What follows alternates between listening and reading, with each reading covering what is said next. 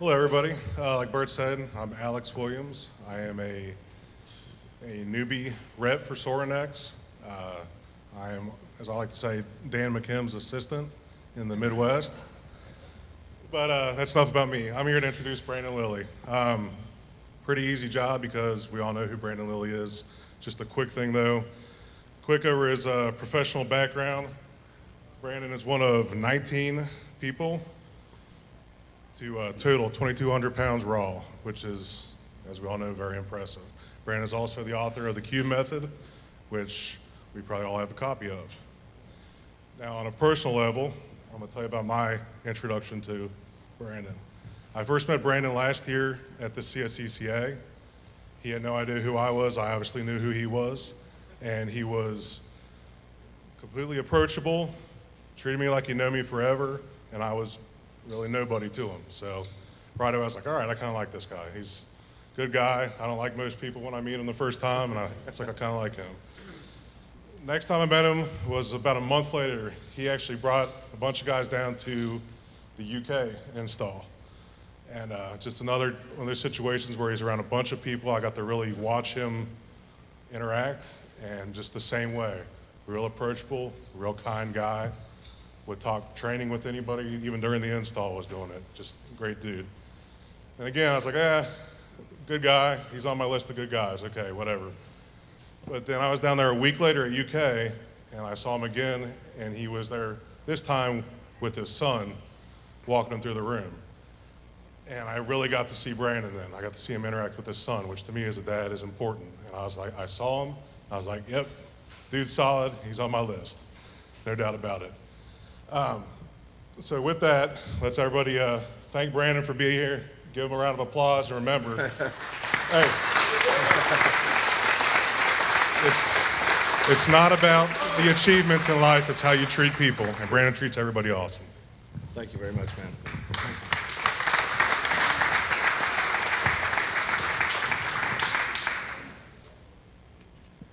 All right, so I've got an hour, and I would really hope that Alex was going to talk a lot longer because, first of all, I want to take just a second to thank the Sorens, not just for this event, but for the impact that they've had in my life. The impact that they've had in so many areas of my life has been second to none.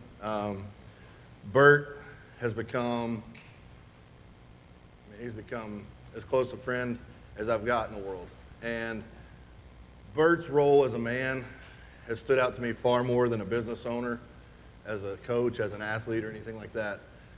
Speaking on Alex, when I see Bert with his family, when I see his dedication to that, I'm saying a lot of ums right now because I'm trying not to get emotional about it, so I'm sorry.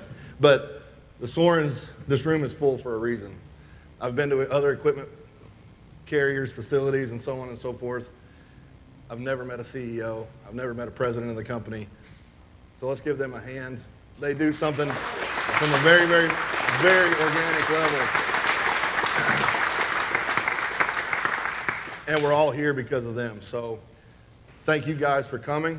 I'm actually terrified right now. Friday at 1 o'clock, the past few years, it had been about 35 people. So the word's gotten out, and I expect this to grow. That's why I wanted this spot, because I thought it'd be empty. But it's a little different than what I expected. So thank you all for coming. I've had 13 knee surgeries. If I sit, which I'm going to, I apologize if you can't see me, but this is where I'm comfortable. And here's what I got for you. This whole thing I'm going to talk about today, if I were to give it a title, I'm going to call it Guts. All right? I'm not going to wow you with scientific information. I'm not going to do any of that kind of stuff because I'm not that kind of guy. If I tried to be, I'd be embarrassed by some of the people in the room very, very quickly. What I do know, and I'll start with a quote. Steve Prefontaine, pretty amazing athlete in his day, died way too young. But he said something very, very profound, and a coach that impacted the course of my life, the course of belief in myself, and every single thing that I do today This quote started the foundation of that. I don't run the race to go fast. I run the race to see who has the most guts. And he was a prolific winner. He held 10 world records at one time between the 2,000 meter and the 10,000 meter. He was unbelievable. I mean, not world records, American records, but he was an unbelievable athlete. He was an unbelievable character. And besides all the accolades, he didn't believe he did enough. He didn't believe he ran hard enough. He was a guy that would run so hard and lead the pack just because that's what he wanted to do. He didn't want to come behind at the last minute and get the win. He wanted to set the tone for not only the race, but for his life. My coach came to me when I was in the 6th grade. Very, very much an asshole. Not him, me. So I'm a kid, smart mouth, probably a little bit on the bad side, and my coach comes over to me and he starts giving me these lessons about basketball, this and that and the other. And I said 2 words, don't really want to say them right now, but it ended up getting me running. And he said, "You're going to run until you quit." I said, "You're in for a long day, coach." So 6 hours later, truthfully, 6 hours later, he started punting basketballs at my head. So I would stop. And I started throwing them back. And he said, "Brandon, I don't know what your life is going to be like, but you're going to be great." Now, remember that statement. I'm 6th grade. When I'm in 3rd grade, and your teacher's sitting there talking to you on career day and telling you, "What do you want to be?" And all my friends are, "I want to be a fireman. I want to be a police officer. I want to be this. I want to be that." My answer was, "I want to be great." In 3rd grade. She said, "Well, that's not really an answer." And I said, "It's absolutely an answer. My dad told me I could be whatever I want. I want to be great." So at 6th grade, I have a guy that validates that statement. I don't know what you're going to do, but I believe you can be great at it. For the first time in my life, a male figure connected with me besides my father and said, "You can do something." So I clung to him. He became my coach in soccer. He became my coach in track. He became my coach in basketball. And I kept going with that premise of I could be great. Now, in a world today where we give out trophies for everything, we give out trophies for any kind of achievement whatsoever, who is leading the pack? Who are the ones who are setting the tone? What are you doing as coaches to impact those lives? Are you encouraging people to be great, or are you encouraging people to participate? Now, I say this from observing high-level powerlifting, high-level weightlifting, Division I schools, all the way down. I've seen it all. And when I walk in, who's heard the word optimum? That's a really cool, hot word now, right? Optimum. What the hell is optimum? That's what a bunch of people have dictated your life should be, or your training life should look like this because someone said so. So let me tell you what optimum gets you in the strength world, okay? It was at the NSCA conference. I am sitting there benching. I have just come off of maybe a 600-pound bench press, or very, very close. I can't remember the timing on this. And this guy came over. You might know him. Maybe you've heard of him. Kazmaier? Bill Kazmaier? I think that's his name. Is that right? Bill Kazmaier? Anyway, I'm laying down, and I'm doing 315 on the bench press for 3 reps. "What are you doing?" I said, "Well, you know, speed and this and optimum and this." And he was like, "Hell, we would do that for 25. So it engaged this conversation. "Kaz, why'd you do 25 reps with 315? "Because I couldn't do 26. And I thought another guy might do 24. So what I'm getting at here with this starting point is, are you doing everything you can, or are you just doing enough? Because enough is okay. And if you win, then you're going to be celebrated as a winner. But what about those quiet moments in the back of your mind when no one's looking, when you're long gone your prime, and you're sitting there and you're thinking, did I give it my all? And that's a question that sport immediately reflects life in every single way. And I'm telling you right now, I am at a daily evaluation rate where I'm quite certain I don't do everything that I can. And I feel like I do a lot. But I know I can do more. So I'm trying to understand how to keep going. Now, that leads me to another story. I worked on a farm as a kid. Pretty tough upbringing. Worked the tobacco fields, worked with cattle. And I know without any doubt that shaped who I am today. Those mornings at 5 a.m., getting up when I was so far gone from tired, I didn't even know my name. And I'm out there, son, you got to do this. Son, you got to do that. And I just kept going, and I just kept going. And finally, when I got a little bit older, and I was 15 years old, looking at the prospects of getting a vehicle, I needed money to get a car. But I never got paid. You know, my dad never gave me a check or a cash or anything like that. And that led to a pretty hefty argument. I said, Dad, I watch you pay all these guys. I watch you give them money, and it's good money. And I watch this, and I show you that, and I see all these things that you do, and you buy this equipment, and you won't even buy me a car. He said, oh, so I haven't done enough for you. And I was like, well, it's not fair. All right. Try to go inside, try to lay down, sleep. Son, you need to get up. What do you mean? You can't sleep there. Why? Because I own that bed. It's no longer yours. Okay. Well, what am I supposed to do? I don't know. You go find out. If I don't do enough for you, you go find out. I'm 15 years old. So I ended up sleeping outside and still didn't get the message. I go inside and I try to fix breakfast. He said, absolutely not. I said, what are you talking about? He said, that's my stuff. Those are my eggs. You can't have any. Okay, what do I do? I guess you'll figure it out. So I worked all day hungry. And again, you know, I brought it up. I was like, Dad, I'm starving.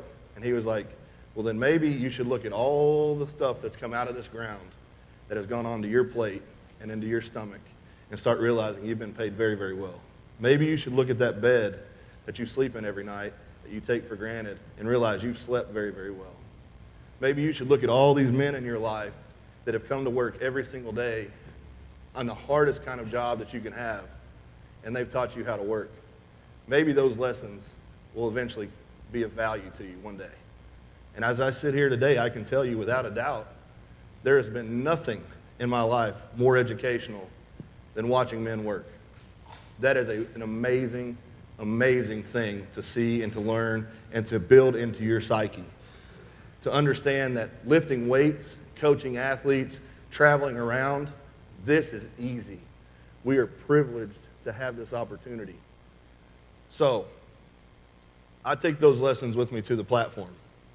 I take those lessons with me to the gym. And up until a point in my life, I can tell you without a doubt,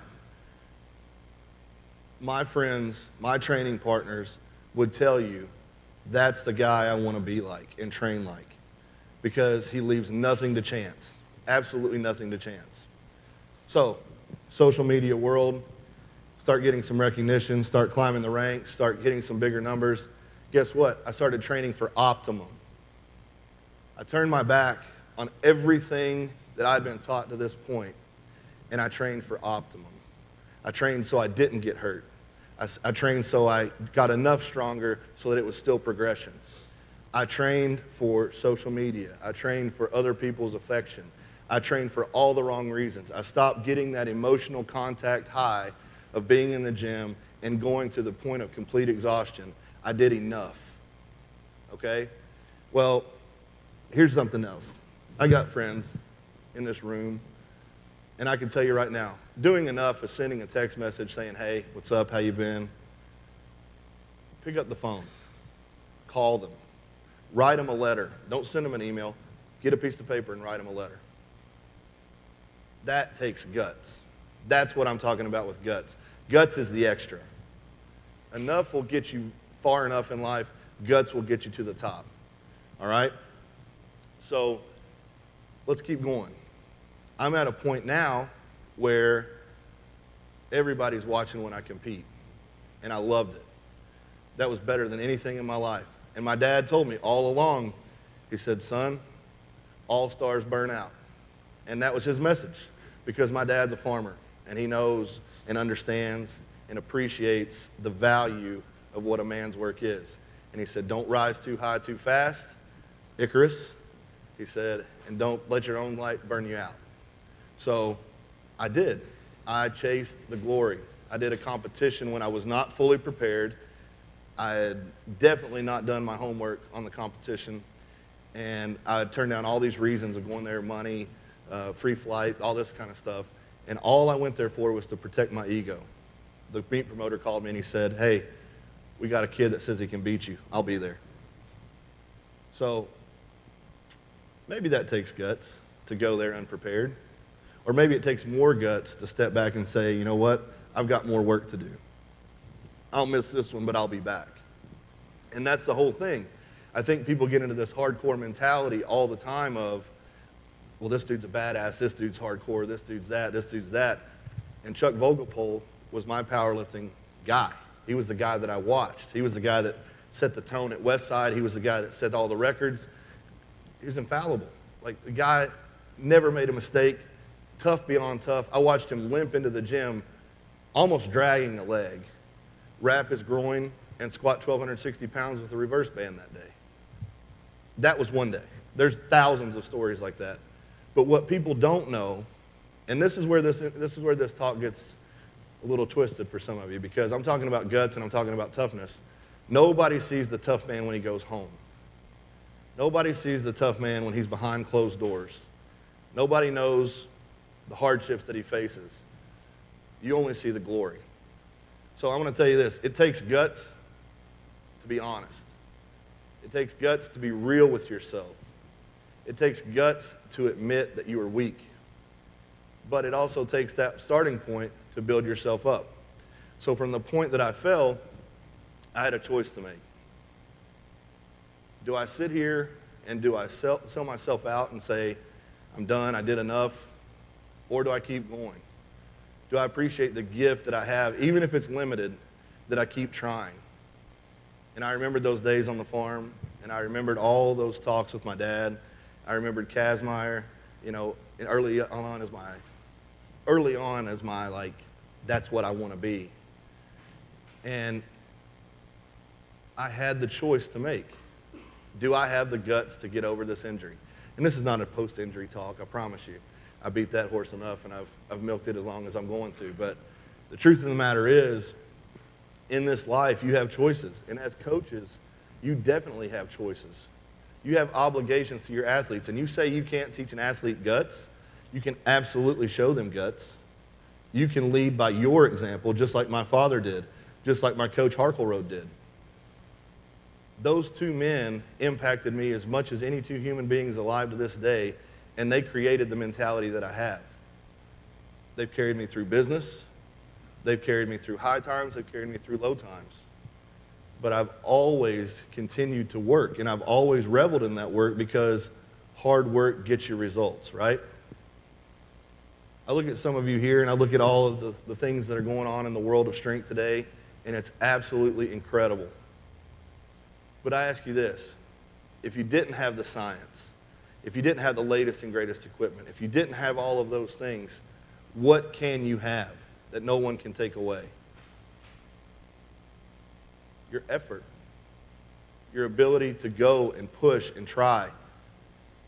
I think, and I encourage you as coaches, to change the model. Now, you're going to look at me like I'm crazy. I've seen the workouts that these athletes do, and I get it. They're million-dollar athletes, and you've got to protect your investment. But what are you doing for them as athletes and as men? Are you getting the most out of them? Are you making them tougher? Are you making them stronger? Or are you just making them good on the athletic field? I think you can do better, but it takes guts. You have to step outside of the box. You have to risk not getting that job because you do things different. You have to risk not pleasing the norm in a situation where the norm has stayed stagnant for years. We think we're progressing because we've got new mechanisms. No, we're not getting kids stronger at a faster rate than ever. We're under-training them and over-recovering them. Now, Whoa. Whoa. I'm going to get some blowback on that. But here's the thing. I coined a phrase that got a lot of blowback. But I want you to look around at this room, and I want you to see these men and women from the tactical world. The coining phrase that I came up with, because kids were killing themselves to make weight classes, I said there's no weight classes in a jungle, and there's no deloads in a war zone. So all of these coaches that preach, oh, you need a deload, you really need some time off, kid. You've worked so hard in that 4.5 hours this week that you're done. You're just done. You're toast. Let's take next week down. Well, we work 12 and 14-hour days in 100-degree heat, and I wish to God my dad believed in deloads, you know? But the point was, 1,000 sticks needed to be cut the next day by everyone. 1,000 sticks of tobacco in that kind of condition needed to be cut that day. And guess what? Tomorrow, and tomorrow, and tomorrow, and tomorrow. Do you think my hands hurt? Do you think my back hurt? Do you think my head hurt? Do you think my heart hurt because my girlfriend was out cheating on me because I'm at a tobacco field? Yeah, it hurt. But I learned to work, and I learned to appreciate the value of work. And here's something else I want you to think about. Forcing adaptation, forcing yourself to get tough under those conditions. Anybody in here a mechanic or ever been a mechanic or ever been around a mechanic? Okay, 3 of you, so you're all a bunch of liars. So anyway, if you ever look at a mechanic's hands, what are they? Calloused, thick, meaty, very, very strong, right? Why? Because his livelihood depends on those hands. If he doesn't crank that wrench, he doesn't eat that week. So, with that in mind, create a training model that builds calloused hands. Create a training model where you understand you can do something every single day for every single body part. It just doesn't have to be to a maximum. You have to understand how to rotate these intensities, but you can work every single day. Now, again, whoa, there's so much blowback there because all we've started to focus on is recovery. And I'll tell you this right now. When I got a CPAP, I will think this to you. I will tell you this. First of all, a CPAP will be one of the most advantageous things you can get in the market for your training because of recovery. Nutrition will be one of the most advantageous things you can do for your training because of recovery. But if you're not working hard or you're just working hard enough, I promise you there's somebody that will pass you by that's giving it all they got. You've got one life, and you got one shot at it. So we're going to make mistakes. We're going to make a million mistakes along the way.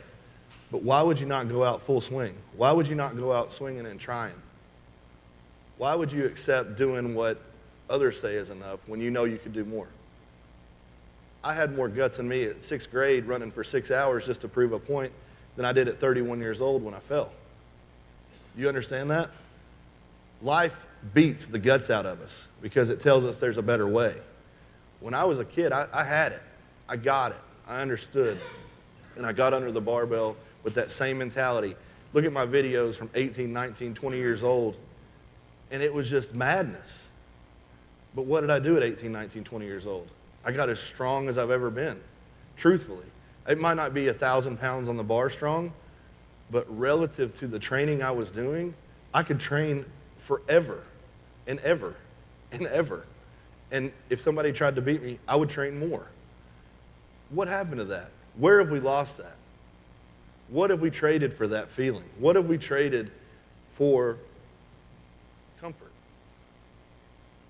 You know, I look at guys today, you know, I work with a few guys in the NFL, just a couple, and I see them now, and I see their training models, and then I see James Harrison.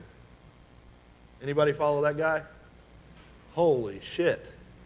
Like, there's a reason he's still going as hard as he is at 43 years old. And maybe it's because he's afraid he's almost done. But I'll tell you what, he's pushing harder at 43 than some of these kids at 21, 22. Because I guarantee you this, he knows what it's going to be like to not be able to play football. I guarantee you he's faced himself with that reality. And that's the one thing that I encourage you all to leave this weekend with, is to understand your mortality. Understand that you are all 70 maybe 75 years, 80 on a good year, away from not being here. We've got a limited amount of time to work. And I encourage you to work hard. I encourage you to give it every single thing that you have every single day. Yeah. Cliche. But it's possible. And if you give yourself the opportunity to do those things day in and day out, and you adapt to that work level, that stress level, that load, then you can do more tomorrow and more tomorrow. And then all of a sudden you look back and you're in a rhythm and you're good at what you do. So I want to leave you with another thought before I start talking some more. Think about this, another Prefontaine quote for you. He's a ball of quotes if you haven't looked him up very much. But he says, today's race will take a suicide pace to win. And a suicide pace, today's race will take a suicide pace to win. And today's a good day to die. Right, thank you. So, I like that quote. But I think today's a good day to admit that you're alive. And today's a good day to live. And to take that lesson forward and move on and carry yourself into your training model and into your training lessons and into your students and into your athletes and so on and so forth. Have the guts to do more. Have the guts to push harder and further than you ever thought possible. Why would you not? You're not guaranteed anything. So, I know that was kind of brief, but that was what was on my heart, is having the guts to do what you say you're going to do, to be a man about it, to be a woman about it, to hold your promises. And I'll tell you one last thing my dad told me. In a world where everybody talks about excess as yours, as the world's focused on money and more and more and more and more and getting as many women as you can and getting this and that and the other, what about the guy that commits to one? How much guts does that take?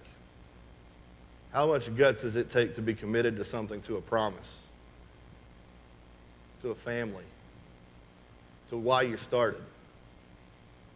That's what I'm looking at in my lifetime now, is what can I do for others? What can I show my son? How can I be more like my dad? And I'll tell you, it's not that hard to do the right thing. It's not that hard to stop valuing what everyone tells you to value and to value the things that you knew were right when you were young, right? So as you move forward, as you train, as you go through your life training, are you doing enough? When was the last time you really hurt from a training model? I got my good friend Casey right here. He's been training with me, 3-4 years? Off and on as a client. So he's seen the evolution and my recognition back to the hard work that I've been doing.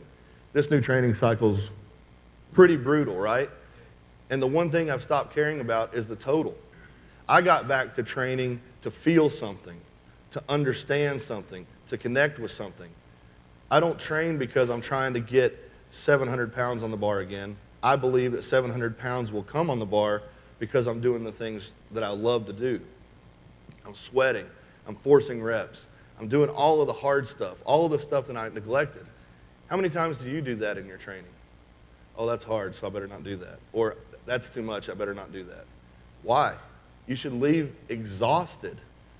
Leave almost feeling defeated, but you won because you finished. Right? We live in this world where we reward the middle. And I don't understand it. Everybody is going towards the middle. We're falling in line. I want to be an outlier. I want to be a leader. I want to grab people and I want to pull them forward. I want to be the start of something huge. Okay? And it starts with 35 people. We got a group of 35 people in Facebook right now that are killing it. All right? Now, I can't tell you to go do that. I can't change your mind. Some of you are looking at me probably like, this guy is an idiot. And that's okay. Because I go to sleep at night knowing I gave my best in the gym, I gave my best to my family, and I gave my best to my workout. Those are the things that are mattering to me right now.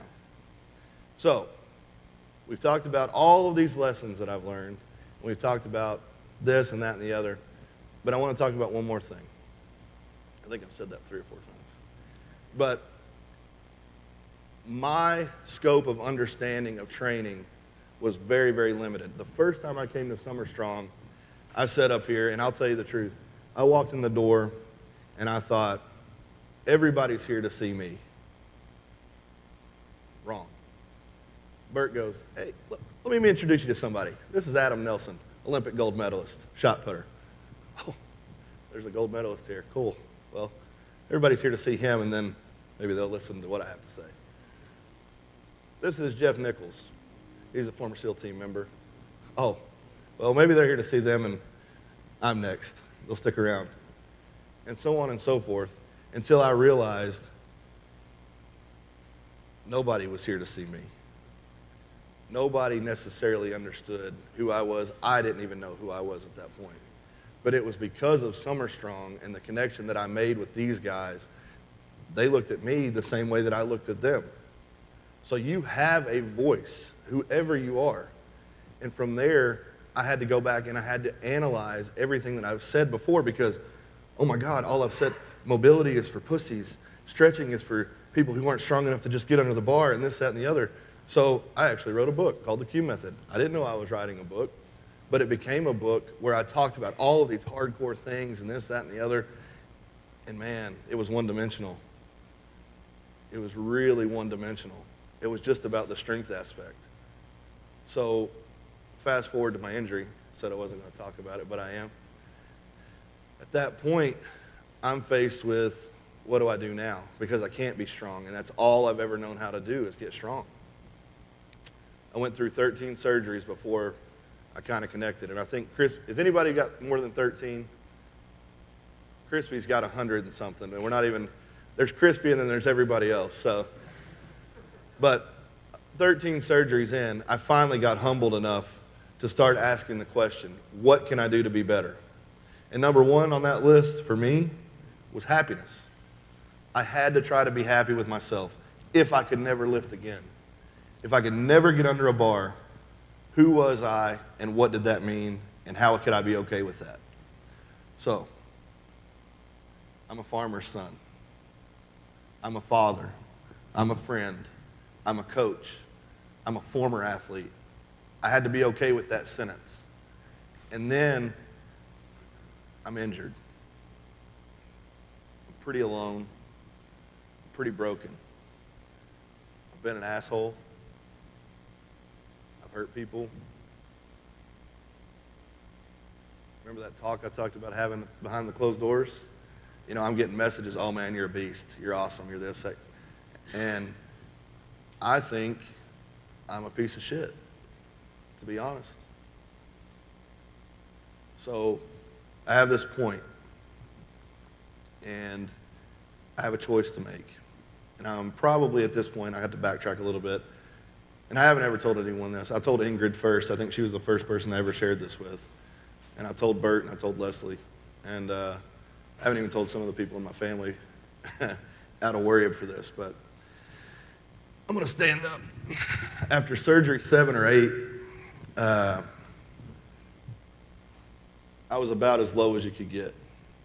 The knee wasn't responding. I wasn't able to do the things that I thought I'd be able to do at that point. And I told everyone that I was going away for a little bit. I said, I'm just going to go work. I got to be on the road. I'm on the road 40 weekends a year. It's not very unlikely that I'm going on the road. Didn't turn the light on. Didn't turn the television on. Didn't go anywhere. Just sat in my house. And I sat there and I sat there and I sat there. And, got this bottle of hydrocodone. Got this bottle of Percocets. Man, I hurt a lot. My knee doesn't hurt at all, but I hurt a lot. So I decided, well, I've alienated myself from my family. I've been a terrible father. I'm no longer a lifter. I'm a coward. So let's take the coward's way out. Well, if anybody knows me, knows I'm pretty into the guns world. I had a gun sitting there on the nightstand like I always do. I took probably, I don't even know, it was just a handful of each.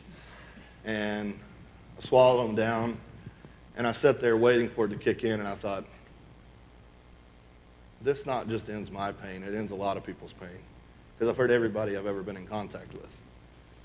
So time kind of went on and went on and went on. And I thought, well, nothing's happening. Like, why am I not falling asleep? Why am I not whatever? Why am I not this? Why is this not working? Like, even I fucked this up, right? I can't even get this right. So I look at the pistol, and I'm sitting there holding the pistol, and all I can think about is, like, all of those lessons that I thought about. I thought about my dad. I thought about my son. I thought, you know what? If I'm not around, he doesn't hurt every single day that I'm not there. And this is what I'm saying. This is how low a person can get. Even as tough as you think they are, you can get pretty low. So I'm sitting there and I'm looking at this gun, and that's when the drugs started to kick in. I dropped the pistol, fired right between my legs. Truthfully, yeah. And I sit there and I think, holy shit, that could have been it. That literally could have been it. So from there, pick myself up. Instead of saying, I've hurt these people, I've hurt this person, I've hurt that person, I've done this wrong, I said, let me apologize to this person. Let me get right with this person. Let me stand up like a man and face all the wrong that I've done and finally start to make right. This is after I met Bert. This is after I met some of you at SummerStrong a few years ago. So it might have looked good from the outside, but I was crumbling and dying on the inside, all right? Even up until this last year, and Miss Ingrid could tell you, I was still suffering. In Nashville, when I saw her at a conference, she could tell you, I walked in here 100 times and saw her face and never spoke to her. Because I'm a shy kid. Truthfully, I'm a shy person. I used to stutter, so public speaking is kind of odd for me. But for whatever reason, I see this big, flowing, blonde hair and that Iron Valkyrie, and here she is. She just kind of turns around like this, and I smiled at her. And her smile was so infectious. And she could tell you, I pulled her into convinced her to have lunch with me, and I just kind of unloaded on her. And then her story was the same as mine. Not as bad, but she faced many of the same hurdles that I did. And when I realized that I wasn't alone, I realized that I had a huge community, that I had all the tools that I needed to fix myself. I just had to have the guts to do it, right? But there's nothing wrong with facing those demons. I just went about it the wrong way, just about like everything else in my life to that point. I am not good at failure, but failure is a part of life. Failure is a part of training. Failure is a part of every single journey that you will take. If it was all easy, somebody would tell you along the way that not everybody can be great. That's why it's hard, right? Because it's not easy. There are bad days. There are bad feelings. There are bad emotions. There are those times when you just want to give up and you just want to quit, but you keep going. You finish what you start. And that's been my greatest gift of all, is that no matter how bad it got, no matter how low I got, I figured out a way to keep going. I've been broke 3 or 4 times in my life. You know what I mean? When I was 24 or 5 years old, I got a job with General Motors that set me flying. I'm making 6 figures. Life is great. Did you hear about the collapse in 08, 09? At 24, 25 years old, retirement wasn't my first plan.